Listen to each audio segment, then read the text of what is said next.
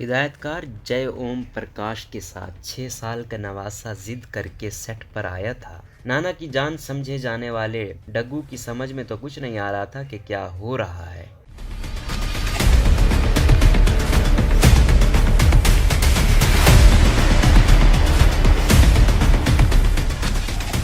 लेकिन वो बड़ी दिलचस्पी से फिल्म की अक्सबंदी देख रहा था। जय ओम प्रकाश किसी तारुफ के मुहताज नहीं थे। जहां वो बेहतरीन और बाकमाल हिदायतकार तस्लीम किए जाते, वहीं उन्होंने इस अरसे के दौरान कई तख्लीकात के लिए बतौर प्रोड्यूसर अपनी खिदमात सर अंजाम दी, जिनमें सबसे नुमायां गुलजार की फिल्म आंधी थी। इसके अलावा आई मिलन की बेला, आए दिन बहार के, आया सावन, झूम के और आंखों आंखों में भी काबिल जिक्र हैं। जय ओम प्रकाश की बेशतर फिल्मों के नाम अंग्रेजी हरूफ तहजी ए से शुरू होते थे, क्योंकि उनका ख्याल था ये उनके लिए खुशकिस्मती की अलामत है। जय ओम प्रकाश की खूबी ये थी कि अगर उन्हें किसी फिल्म का स्क्रिप्ट पसंद आ जाता तो प्रोड्यूस करने के साथ साथ उसकी हिदायतकारी भी देते थे। उन्हीं में से एक 1980 में नुमाइश पजीर होने वाली आशा भी थी, जिसमें जतिंदर और रीना राय मरकजी किरदारों में थे। स्टूडियो से बाहर निकलकर एक गीत जाने हम सड़क के लोगों से की अक्सबंदी खुली फिजा में की जा रही थी। इस मधुर और रसीले गीत को जय ओम प्रकाश के पसंदीदा गुलकार मोहम्मद रफ़ी ने गुनगुनाया था, जबकि धुन उस वक्त के हिट मशीन मौसीकार जोड़ी लक्ष्मीकांत प्यारे लाल की थी। जय ओम प्रकाश के नवासे की समझ में तो कुछ नहीं आ रहा था, लेकिन वो नाना की उन हिदायत को समझने की कोशिश कर रहा था जो अपने यूनिट स्टाफ को दे रहे थे। इस गीत में जतिंदर को एक छोटे से ढाबे के बाहर रक्स करते हुए अक्सबंद करने थे, जबकि उनके साथ दीगर रकास भी थे। जय ओम प्रकाश ने सबको अपनी अपनी पोजीशन समझाई और कैमरे के पीछे सिनेमाटोग्राफर के साथ जाकर खड़े हो गए। साउंड सिस्टम पर गीत बजा, जिस पर जतिंदर ने लब हिलाने के साथ साथ रक्स भी करना शुरू कर दिया। गीत का एक फ्रेम तो 2-3 मिनट में अक्सबंद हो गया। अब कैमरा कहीं और फिक्स किया गया और फिर से साउंड सिस्टम पर गीत गूंजने लगा। इसी दौरान नाना जय ओम प्रकाश को नवासे डग्गू का ख्याल आया तो उन्होंने देखा कि वो दूर खड़ा मौसीकी पर थरक रहा था। नाना उसे देखकर मुस्कुराए। अब उनकी निगाहें मंजर के बजाय नवासे पर टिकी हुई थीं, जो दुनिया जान से बेखबर रक्स कर रहा था। गीत के दौरान वक्फा आया तो जय ओम प्रकाश अपने लाडले डग्गू के पास गए और बोले, बेटे क्या तुम्हें ये गाना पसंद है? जवाब हाँ में मिला। जय ओम प्रकाश अब और ज्यादा मुस्कुराए। उनका जहन कुछ और सोच रहा था। वो एक बार फिर कैमरे के अकब में खड़े थे, अब और ज्यादा तवज्जो के साथ नवासे को रक्स करते हुए देख रहे थे।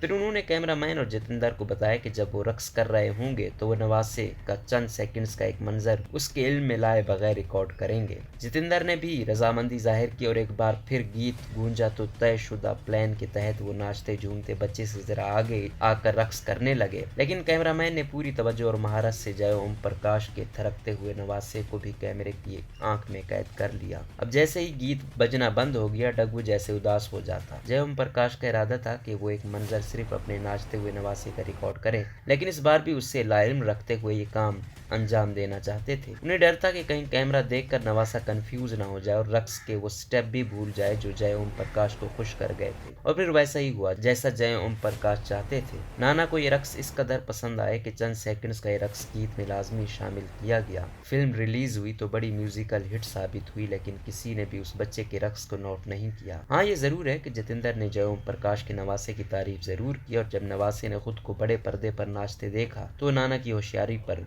किकला कर हंसा। उसे यकीन ही नहीं आ रहा था कि उसका ये रक्स भी फिल्म में शामिल था। जय ओम प्रकाश ने जब अगले साल फिल्म आसपास बनाई तो उसके गीत शहर में चर्चा है में धर्मिंदर और हेमा मालिनी के साथ नवासे डग्गू को भी फिर से एक मंजर में कुछ सेकंडों के लिए नचवाया, लेकिन इस बार डग्गू को इल्म था।